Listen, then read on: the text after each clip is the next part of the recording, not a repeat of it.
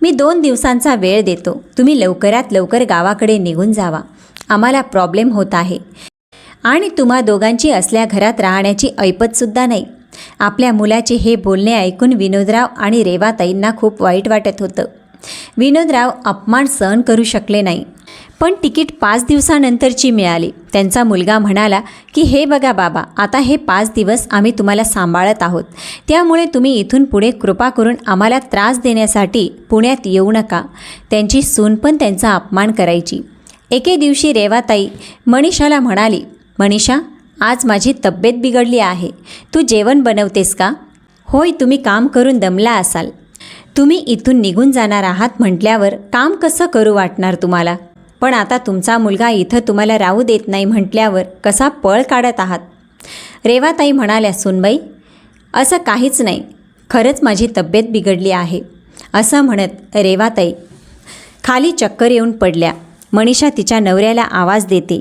तिथे विनोदराव आणि संदीप दोघे पण पळत येतात. आपल्या बायकोची हालत पाहून विनोदराव थक्क होऊन जातात. त्यांच्या मुलाला ते म्हणाले, अरे बघत काय बसला आहेस, ॲम्ब्युलन्सला फोन कर.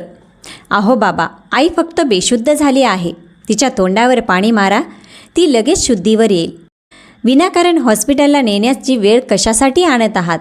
आणि तुम्ही जर का असं म्हणून संदीप आपल्या आईच्या तोंडावर पाणी मारू लागतो.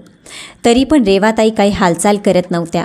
विनोदराव म्हणाले, बाळा, खरंच ॲम्ब्युलन्सला फोन कर, मला खूप भीती वाटत आहे.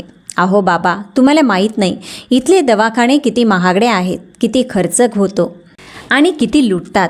तिथे आई तर ठीक होईल, पण मी मात्र कंगाल होऊन जाईल. असं म्हटल्यावर विनोदराव संदीपकडे एकटक पाहू लागले.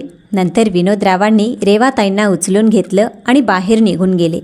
संदीप फक्त त्यांना जाताना पाहत होता. त्यांची सून मनीषा म्हणाली, हे असे जात आहेत जसे त्यांची करोडोची संपत्ती आहे. आपण पण पाहूया की सासूबाईंचा कुठे आणि कसा इलाज करतात हे. सकाळपासून संध्याकाळ झाली तरी पण संदीपने विनोदरावांच्या बाबतीत काहीच चौकशी केली नाही. रात्र झाल्यावर संदीप आणि मनीषा झोपी गेले. खूप रात्री दाराची बेल वाजते, त्यामुळे संदीप खूप रागातच दरवाजा उघडतो, तर दरवाजापाशी विनोदराव खूप थकलेले उभे होते. संदीप रागातच म्हणाला, रस्ता सापडला का? घराची वाट सापडली ना? आणि आईला कुठे स्मशानात सोडून आलात की काय? त्यामुळे तुम्हाला एवढा उशीर झाला? संदीप, हे काय बोलत आहेस तू? मुलांसाठी आईबापाची काहीच किंमत नाही का? आपल्या मुलांच्या तोंडातून असे अभद्र शब्द ऐकून विनोदराव आपोआपच स्मशानात जातात. बाबा, आम्हाला वाटलं की आठवड्यात तुम्ही निघून जाल, पण आईने तर हे नवीन नाटक सुरू केले आहे.